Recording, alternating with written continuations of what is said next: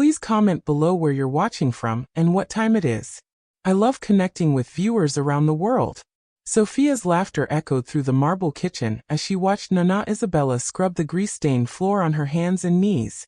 The 78-year-old woman's arthritic fingers gripped the rough sponge while soapy water soaked through her thin black dress. 3 days had passed since Marco's funeral, and his trophy wife had already transformed the prestigious Delacroix restaurant into her personal kingdom.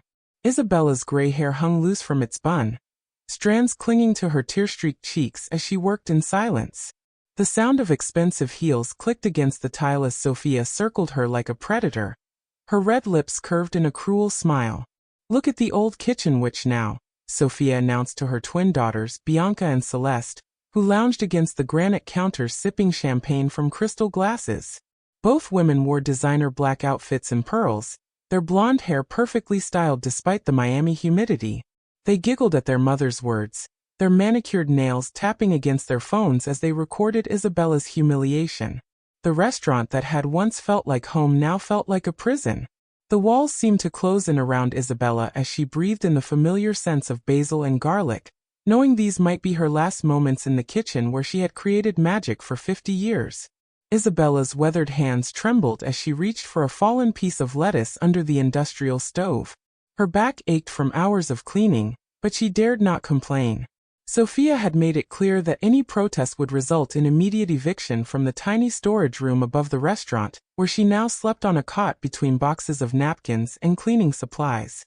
The room smelled of bleach and old cardboard, nothing like the spacious apartment she had shared with Marco before his sudden heart attack. Through the kitchen window, she could see the Miami skyline glittering in the afternoon sun, but it felt as distant as a dream. Everything she had known and loved was being stripped away piece by piece. "Marco spoiled you for too long, old woman," Sophia continued, her voice dripping with venom as she adjusted the diamond necklace at her throat. "This is a business, not a charity for forgotten grandmothers." Isabella flinched at the words but kept scrubbing, her movements becoming more desperate as the grease seemed to multiply under her touch. The other kitchen staff had been dismissed early, leaving her alone with her tormentors. Celeste pulled out her phone and aimed the camera at Isabella's hunched figure. "Should we post this on social media? Former queen of the kitchen reduced to scrubbing floors," she taunted, her voice high and mocking. Bianca clapped her hands in delight, the sound sharp and cruel in the quiet kitchen. Sophia crouched down beside Isabella, her expensive perfume mixing with the harsh smell of cleaning chemicals. "Tomorrow, we're meeting with the corporate buyers. They're offering $15 million for the whole chain, and guess what? Your name isn't on any of the paperwork." Isabella's heart stopped for a moment, her hands freezing on the sponge. Sophia's smile widened as she saw the old woman's reaction. "That's right. You get nothing. Not a single penny from Marco's empire." She stood and brushed imaginary dust from her designer suit. "After all, what did you ever contribute besides peasant recipes and endless complaints?" The words hit Isabella like physical blows, but deep in her chest, something stirred. A secret that Sophia could never imagine. A truth that would change everything. 2 years earlier, Isabella had stood in this same kitchen, but the atmosphere was completely different. The morning sun streamed through the windows as she worked alongside her beloved son Marco. Their movements synchronized like a dance they had performed 1,000 times. Steam rose from the massive stockpots while the scent of fresh herbs filled the air. Marco's face glowed with pride as he watched his mother's skilled hands shape perfect tortellini, each one a tiny work of art. His dark eyes sparkled with the same passion Isabella had seen as a child when he first stood on a wooden crate to reach the counter. Back then, the restaurant felt alive with possibility, love, and the promise of legacy. "Mama, the food critics are coming today," Marco had said, his voice tight with nervous excitement. His hands shook slightly as he adjusted his chef's coat, the crisp white fabric bearing the Delacroix logo in elegant gold thread. Isabella noticed the tremor and felt her heart clench with worry. Marco had always been sensitive, desperate for approval ever since his father's death 10 years earlier. The restaurant business was brutal, filled with harsh reviews and crushing competition. She watched her son's confidence waver and made a decision that would change both their lives forever. Without saying a word, she began teaching him the secret techniques that had been passed down through generations of her family, skills that would transform his cooking from good to extraordinary. Isabella remembered the first time she let Marco take credit for her signature osso buco recipe. She had spent hours perfecting the dish, adjusting the wine and herbs until the flavors sang in perfect harmony. When the food magazine featured it as Marco's creation, she felt a bitter sweetness in her chest. The recipe that her own grandmother had whispered to her in their tiny kitchen in Sicily was now being celebrated as Marco's genius. But seeing her son's face light up with confidence was worth the sacrifice. She told herself that mothers were meant to lift their children, even if it meant stepping into the shadows. The lie felt small then, harmless even. She had no idea how many more would follow. "Your food is magic, Marco," the restaurant critic had written in the Miami Herald. The Delacroix restaurants showcase a chef who understands the soul of Italian cuisine. Isabella had cut out the review and hidden it in her recipe box, her hands shaking as she traced the words that should have described her own talents. Marco framed the article and hung it prominently in the main dining room, beaming with pride every time a customer complimented his innovative techniques. Isabella continued to create in secret, watching from the kitchen window as diners savored her creations while praising her son. The weight of her hidden contributions grew heavier with each passing month, but Marco's happiness seemed worth the burden. As Marco's reputation grew, so did his confidence with Sofia, the stunning hostess he had hired 6 months earlier. Isabella watched her son transform around the blonde bombshell, his shy nature melting away as he tried to impress her with grand gestures and expensive gifts. Sofia's laugh was like music to Marco, but to Isabella, it sounded sharp and calculating. During their whirlwind courtship, Sofia would make subtle comments about the outdated recipes and suggest modernizing the menu to attract younger customers.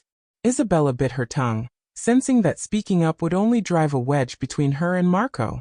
She never imagined that staying silent would eventually cost her everything, including the truth about who really built the Delacroix empire.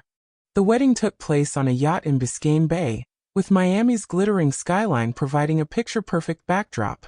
Isabella stood at the edge of the celebration, watching her son dance with his new bride under strings of twinkling lights. Sofia's dress cost more than most people's cars, a flowing creation of silk and diamonds that caught the light with every movement. Her daughters from her previous marriage, Bianca and Celeste, served as bridesmaids, their fake smiles barely concealing their calculation as they surveyed the wealthy guests. Isabella had spent 3 days preparing the wedding feast, but Sofia insisted on hiring a separate catering company for the actual service, relegating Isabella's food to the staff meal. The message was clear. Isabella's contributions were no longer welcome in Sofia's world. During the reception, Isabella overheard Sofia talking to her sister near the champagne fountain. "Marco is sweet, but completely clueless about business," Sofia laughed, her voice carrying over the gentle sound of waves against the yacht's hull. "Did you see how easily I convinced him to put everything in joint accounts? And that old woman in the kitchen actually believes she's irreplaceable." Isabella's blood ran cold as she realized Sofia was talking about her. She pressed closer to the railing, straining to hear more while pretending to watch the dolphins playing in the boat's wake. Sofia's sister giggled and raised her glass in a toast. "To the $15 million empire you just married into," she said with a wink. "And to getting rid of dead weight." Isabella's appetite vanished as she watched Sofia's performance for the rest of the evening. Her new daughter-in-law played the role of devoted wife perfectly, gazing adoringly at Marco while secretly rolling her eyes when he spoke about preserving family traditions. Every kiss looked calculated, every laugh seemed rehearsed. When Marco talked about the recipes his mother had taught him, Sofia would pat his arm condescendingly and change the subject to expansion plans and profit margins. Isabella felt like she was watching her son being devoured by a beautiful shark, but every time she tried to voice her concerns, Marco dismissed them as jealousy or old-fashioned thinking. The tropical breeze felt cold against her skin as she realized she was losing her son to a woman who saw dollar signs instead of love. The honeymoon lasted 3 weeks, during which Isabella ran the restaurants alone. Without Sofia's interference, the kitchens hummed with familiar rhythm and warmth. Isabella worked 18-hour days, pouring her heart into every dish while secretly hoping Marco would realize what he was missing. The regular customers noticed the difference immediately, complimenting the enhanced flavors, and asking what had changed. Isabella smiled and deflected their praise, as she always had, but part of her wondered what would happen if she finally told the truth about her contributions. She dismissed the thought quickly, remembering her promise to always support Marco's dreams, even if it meant sacrificing her own recognition. When the newlyweds returned from their Italian honeymoon, Sophia brought new energy to the restaurants, and new rules. She installed security cameras in every corner, claiming they were necessary for inventory control and staff monitoring. Isabella felt the electronic eyes following her every movement, recording her techniques and timing. Sophia also hired a business consultant who immediately suggested eliminating unnecessary labor costs and streamlining operations. Isabella watched in horror as Sophia began documenting every recipe, every technique, every secret that Isabella had shared with Marco over the years. The trap was being set with surgical precision, but Isabella was too focused on protecting her son's happiness to see the danger closing around her. Within 6 months, Sophia had mapped every aspect of the business, including the parts that officially didn't exist. Isabella's invisible contributions to the Delacroix legacy. Marco's sudden heart attack came on a busy Saturday evening during the dinner rush. Isabella was in the kitchen, stirring a pot of her famous ragu when she heard the crash from the dining room. She found her son collapsed beside table 12, his face pale and his breathing shallow. The paramedics worked frantically while Sophia stood frozen in the corner, her hands pressed to her mouth in apparent shock. But Isabella caught something in Sophia's eyes, a calculation that made her stomach turn. While Isabella rode in the ambulance, holding Marco's cold hand and whispering prayers, Sophia stayed behind to handle the customers and close the restaurant properly. Isabella learned later that Sophia had spent those crucial hours making phone calls to lawyers and accountants, not friends or family. Marco lingered for 3 days in the hospital, drifting in and out of consciousness while machines beeped steadily around his bed. Isabella never left his side, dozing in the uncomfortable chair while holding his hand. She whispered stories of his childhood, reminding him of the first time he successfully flipped a pancake, or the day he created his first original sauce. Sophia visited twice, both times accompanied by men in expensive suits who spoke in hushed tones about business matters. During Marco's final moments, Isabella sang the Italian lullaby she had sung when he was a baby, her voice cracking as she watched the light fade from his eyes. Sophia arrived just as the machines went silent, her timing suspiciously perfect. She collapsed dramatically against the hospital bed, sobbing loudly while Isabella sat in stunned, quiet grief. The funeral was a spectacle Sophia orchestrated like a Broadway production. She hired professional mourners, ordered elaborate flower arrangements, and invited every food critic and business contact in Miami. Isabella wore her simple black dress, the same one she had worn to her husband's funeral years earlier, while Sophia draped herself in designer mourning attire that probably cost more than Isabella's monthly Social Security check. During the service, Sophia delivered a tearful eulogy about Marco's vision and legacy, never once mentioning Isabella's role in building the restaurants. Isabella sat in the front row, invisible among the sea of flowers and fancy suits, while Sophia accepted condolences like a grieving Hollywood star. The reading of the preliminary will took place 3 days later in the lawyer's sterile conference room. Isabella expected to hear about her son's wishes for the restaurants, perhaps plans for her to continue overseeing the kitchens she had helped build. Instead, she discovered that Marco had recently changed his will, putting Sophia in charge of all business operations. The lawyer explained that Isabella would receive a small monthly allowance and could continue living above the main restaurant, as long as she remained useful to the business. Sophia sat perfectly composed throughout the reading, her manicured nails drumming silently on the polished table. Isabella's world crumbled as she realized her son had been manipulated into erasing her from their shared legacy. That first night in the storage room, Isabella lay on the narrow cot surrounded by the smell of industrial cleaning supplies and listened to Sophia's daughters laughing in the apartment that had once been her home. Through the thin walls, she could hear them planning renovations and discussing which of Isabella's possessions they wanted to keep. Bianca wanted the vintage copper pots, while Celeste claimed the collection of Italian cookbooks that had belonged to Isabella's mother. They talked about her like she was already dead, a ghost haunting their new empire. Isabella stared at the water stains on the ceiling and wondered how her life had been reduced to this small, airless space. But deep in her heart, a spark of defiance began to glow.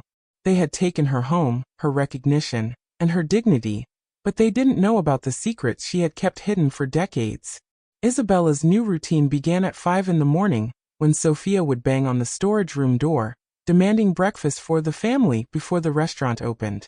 Isabella would shuffle downstairs in her worn slippers, her joints stiff from sleeping on the thin mattress, to prepare elaborate meals that she would never be invited to share. Sophia had developed a taste for eggs Benedict with truffle hollandaise, while Bianca preferred steel-cut oats with imported honey and fresh berries. Celeste demanded different smoothies each morning, made with exotic fruits that cost more than Isabella's weekly allowance.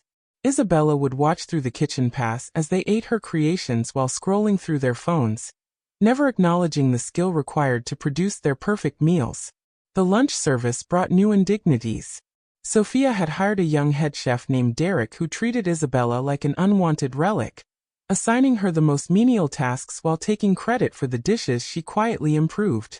Isabella would spend hours peeling potatoes, chopping onions, and scrubbing pans while Derek strutted around the kitchen in his pristine chef's coat, barking orders at the other staff. When customers complimented the food, Derek would puff up with pride, never mentioning the elderly woman whose techniques elevated every dish.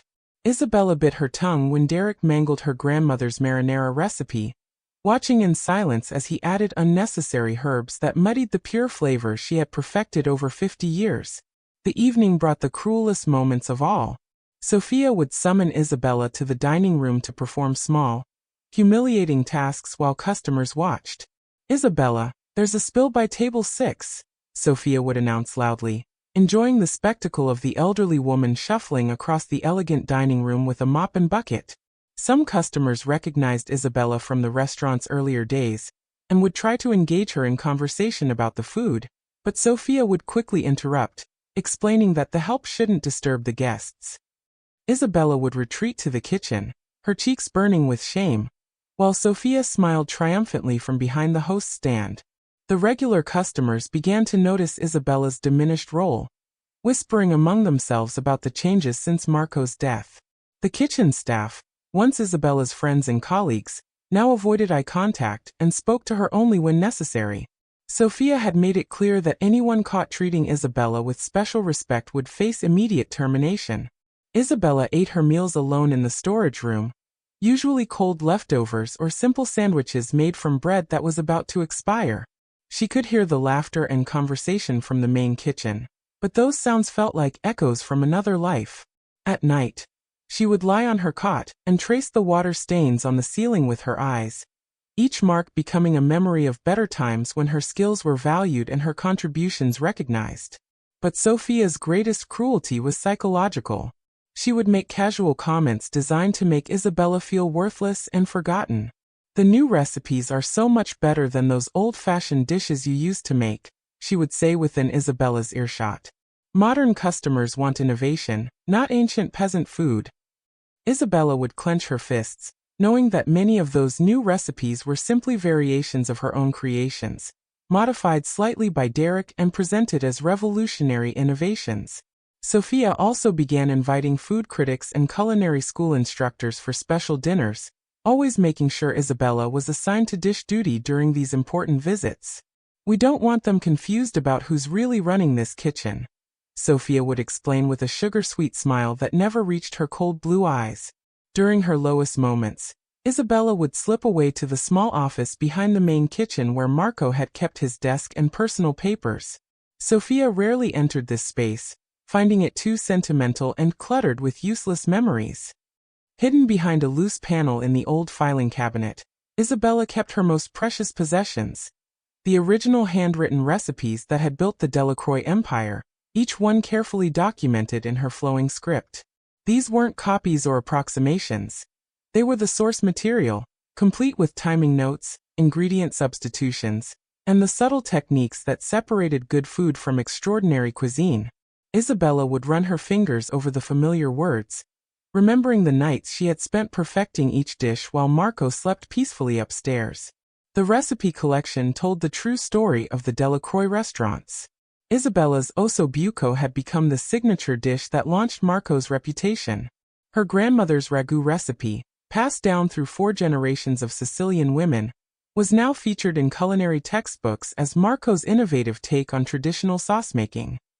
Even the restaurant's famous tiramisu, which had been featured on the Food Network twice, was Isabella's creation from beginning to end.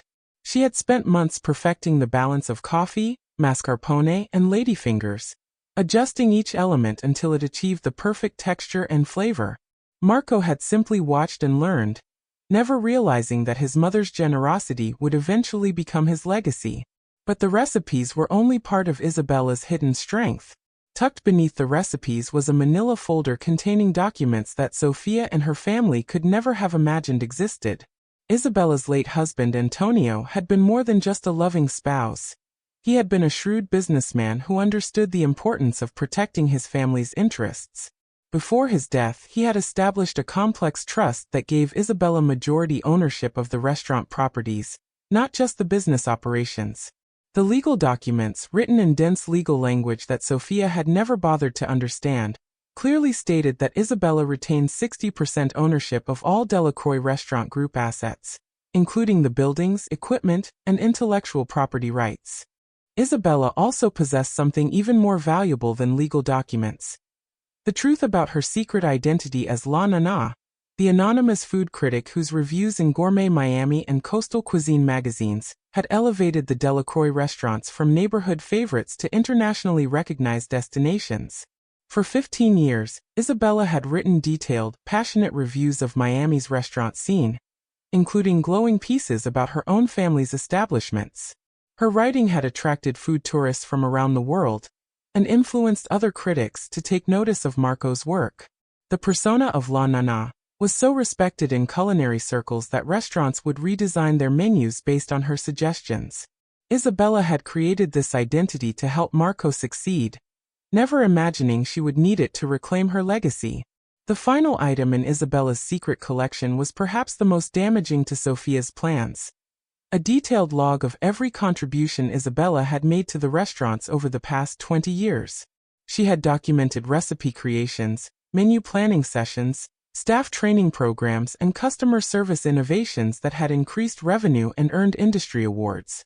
Isabella had been meticulous in her record-keeping, including dates, times, and witnesses wherever possible. She had also kept copies of every positive review, every award certificate, and every financial document that showed the direct correlation between her contributions and the restaurant's success. Sofia might have controlled the day-to-day operations, but Isabella possessed the evidence that proved who had really built the Delacroix empire from the ground up. The morning that changed everything started like any other day of humiliation.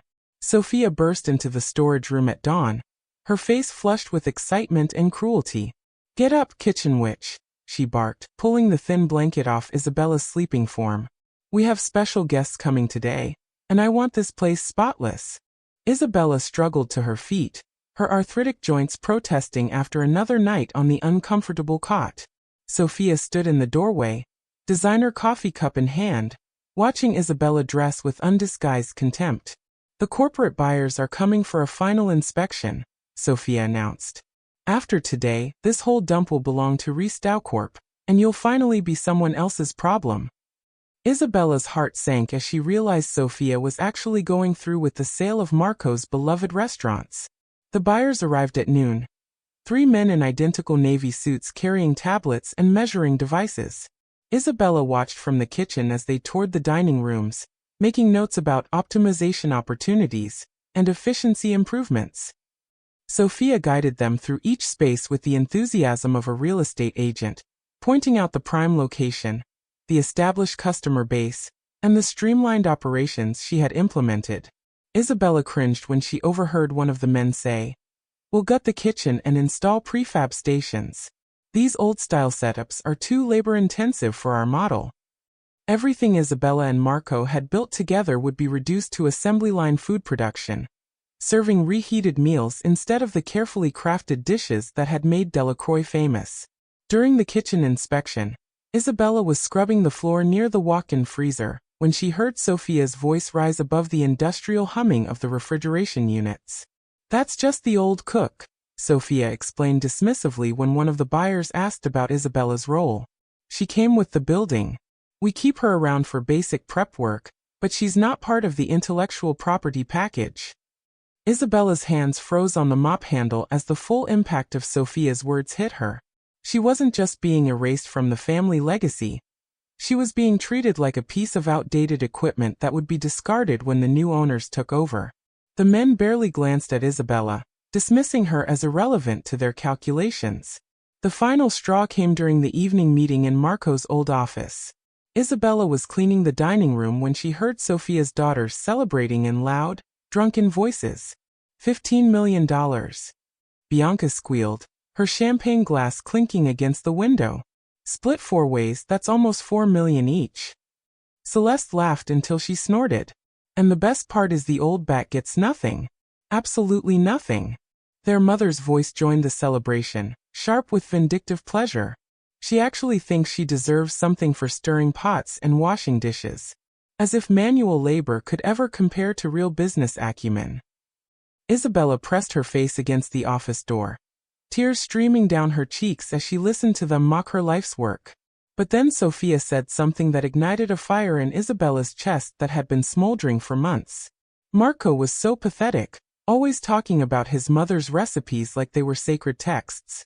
He never realized that any trained monkey could follow directions in a cookbook. Real success comes from vision and marketing, not from some peasant woman's kitchen tricks. Isabella's grief transformed into rage so pure and powerful that her hands stopped trembling for the first time in weeks. She thought about the nights she had stayed up perfecting recipes while Marco slept, the years she had sacrificed her own recognition to build his confidence, and the decades of love and skill that Sophia was dismissing as worthless. Standing in that darkened dining room, surrounded by the awards and accolades that represented her hidden contributions, Isabella made a decision that would change everything. The kitchen, which was about to cast her final spell. Isabella waited until the restaurant closed, and the building fell silent, before making her way to Marco's office. Her arthritic hands moved with surprising steadiness as she retrieved the hidden documents from behind the loose panel in the filing cabinet.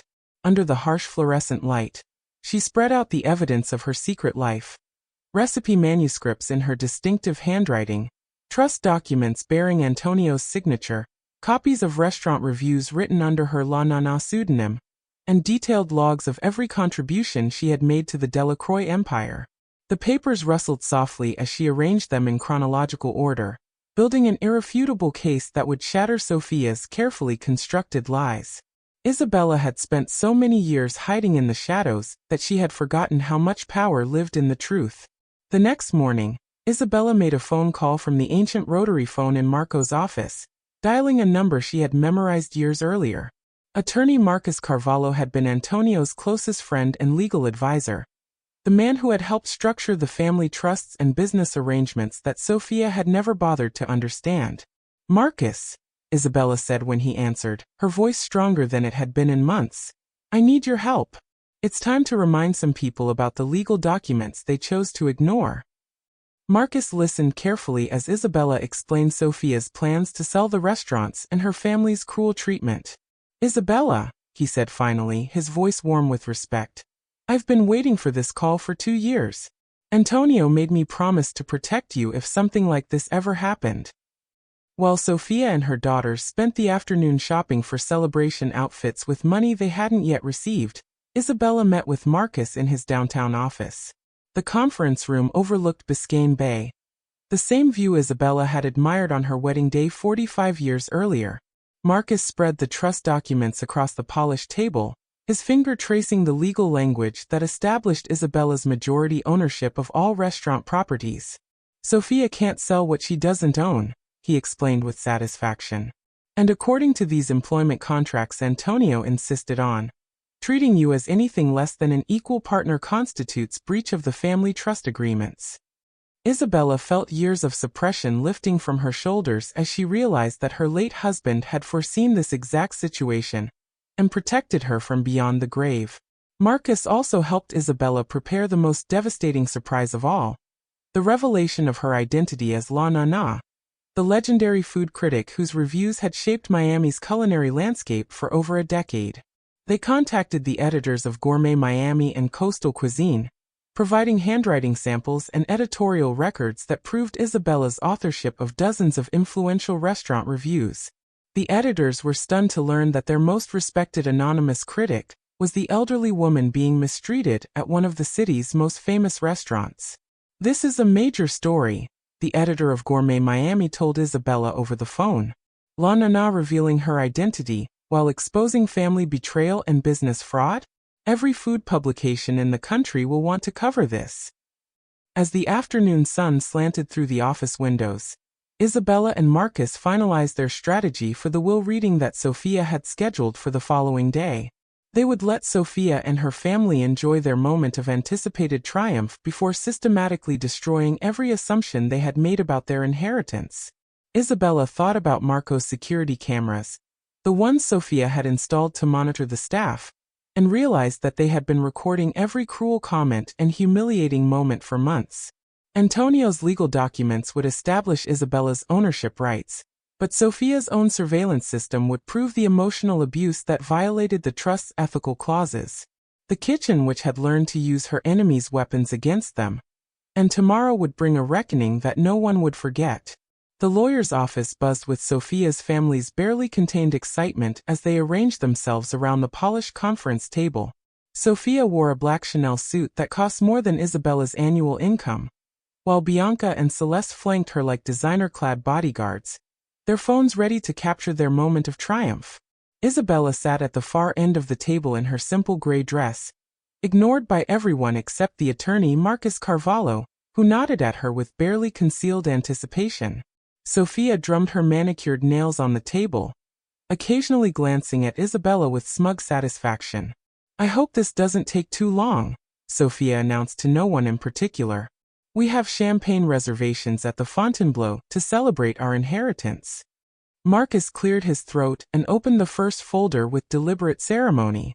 "Before we address Marco Delacroix's personal bequests," he began, his voice carrying the weight of legal authority, "we must first clarify the ownership structure of the Delacroix Restaurant Group properties." Sophia waved her hand dismissively, assuming this was standard legal procedure that would quickly confirm her control. The properties in question are held in a family trust established by Antonio Delacroix in 1998, with specific ownership percentages that supersede any personal will or business arrangement made by Marco. Isabella watched Sophia's confident smile flicker slightly as Marcus continued. "According to the trust documents, 60% ownership of all restaurant properties, equipment, and intellectual property belongs to Isabella Maria Delacroix." The silence that followed was so complete that Isabella could hear the air conditioning humming through the building's ventilation system. Sophia's face went through a series of expressions: confusion, disbelief, and finally mounting panic, as the implications became clear. "That's impossible," she whispered, her voice cracking on the words. Bianca grabbed her mother's arm while Celeste fumbled for her phone, as if Google could somehow overturn decades-old legal documents. Marcus slid copies of the trust papers across the table, each page bearing official stamps and notarization seals that couldn't be disputed.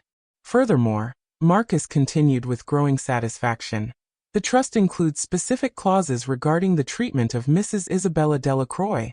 Any attempt to diminish her role, reduce her living conditions, or speak disparagingly about her contributions constitutes a material breach of the trust agreement. Sophia found her voice and launched into a desperate attack. "She's just a cook. She makes soup and washes dishes. Marco built this empire with his own hands and his own recipes." Isabella rose slowly from her chair, her movements deliberate and dignified despite her age. She walked to Marcus's side and placed a manila folder on the table with gentle precision. "These are the original recipes," Isabella said, her voice clear and strong for the first time in months. "Every signature dish at Delacroix restaurants, written in my hand, perfected in my kitchen, and given to Marco with a mother's love." She opened the folder to reveal page after page of handwritten recipes, each one bearing notes and corrections in Isabella's distinctive script.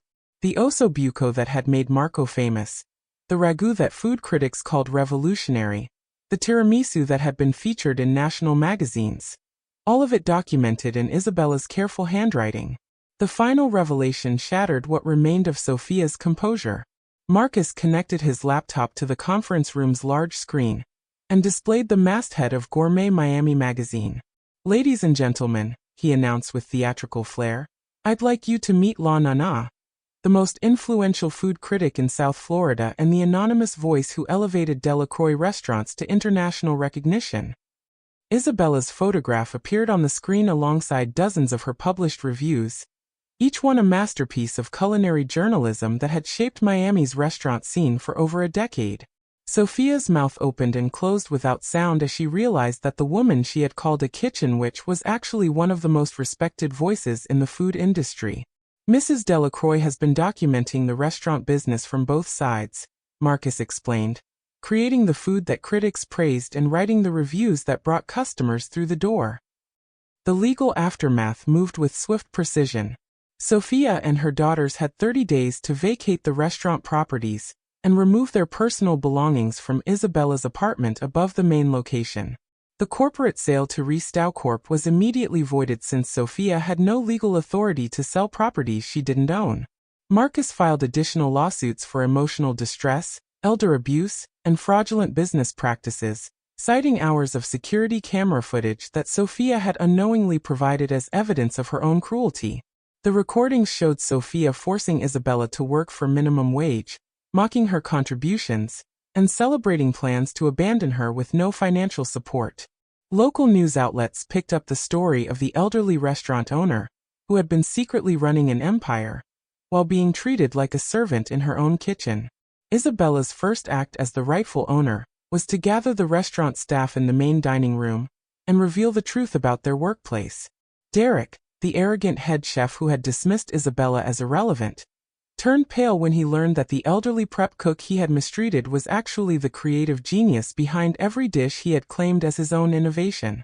Several veteran employees wept openly as Isabella explained how she had hidden her contributions to protect Marco's confidence and preserve family harmony. "I never wanted credit," Isabella told the assembled staff, her voice carrying the weight of decades of sacrifice.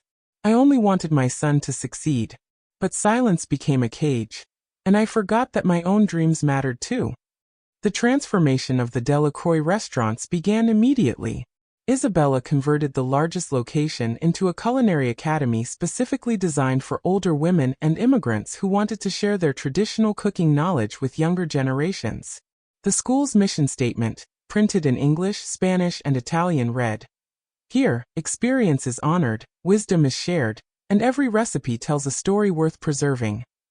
Isabella taught the first classes herself, showing students how to make pasta from scratch while sharing the stories behind each dish. Many of her students were grandmothers whose own contributions had been overlooked or forgotten, women who carried generations of culinary knowledge in their hearts and hands. Isabella's cookbook, Recipes from the Shadows, the true story behind Delacroix, became a bestseller within months of publication. The book combined her original recipes with the personal story of her hidden contributions and eventual triumph over family betrayal. Food Network featured Isabella in a documentary called The Kitchen Witch's Revenge, which won an Emmy Award for Outstanding Culinary Programming. Isabella donated all proceeds from book sales and media appearances to her culinary academy, ensuring that future generations of overlooked cooks would have opportunities to share their knowledge and receive proper recognition for their talents. On her 80th birthday, Isabella stood in the main dining room of her academy, surrounded by students from 12 different countries who had come to learn traditional cooking techniques from master home cooks. The walls displayed framed recipes written in dozens of languages, Korean kimchi preparations from a grandmother in Busan, Moroccan tagine secrets from a mother in Casablanca, Puerto Rican sofrito methods from an aunt in San Juan. Each recipe came with the story of the woman who created it, ensuring that their contributions would never be forgotten or stolen again. Isabella looked around at the vibrant community she had built from the ashes of her son's betrayal, and felt a peace she hadn't known was possible. The final chapter of Isabella's revenge came not through cruelty, but through kindness that exposed the emptiness of her enemies' lives. Sophia and her daughters, now struggling financially after losing their expected inheritance, occasionally drove past the thriving culinary academy that had once been their ticket to easy wealth. They could see Isabella through the large windows, teaching eager students and laughing with genuine joy, surrounded by people who valued her wisdom and treated her with respect. The woman they had dismissed as a worthless old cook had become a celebrated chef, author, and educator whose influence extended far beyond the Miami restaurant scene they had tried to steal from her. Isabella's story spread through social media and cooking communities around the world, inspiring countless other women to speak up about their hidden contributions to family businesses and creative endeavors. The hashtag #KitchenWitchRevenge became a rallying cry for grandmothers, mothers, and daughters who had been erased from their own success stories. Isabella received thousands of letters from women sharing their own experiences of sacrifice and invisibility, each message reminding her that her courage to reclaim her legacy had given others permission to do the same. She had transformed from a silenced victim into a voice for the voiceless, proving that it's never too late to rewrite your own ending. As the evening sun painted the Miami sky in shades of gold and orange, Isabella sat in her comfortable office above the academy, writing responses to the day's letters from aspiring cooks around the world. Her arthritic hands moved steadily across the page, the same hands that had once scrubbed floors now crafting words of encouragement and wisdom. She thought about Marco and felt sadness for the man who had allowed fear and insecurity to let others manipulate his love. But she no longer carried the weight of his choices or Sophia's cruelty. Isabella had learned that true strength comes not from hiding in the shadows to lift others up, but from stepping into the light and showing the world what you're truly capable of achieving. The kitchen which had cast her final spell, and it was called Living Authentically.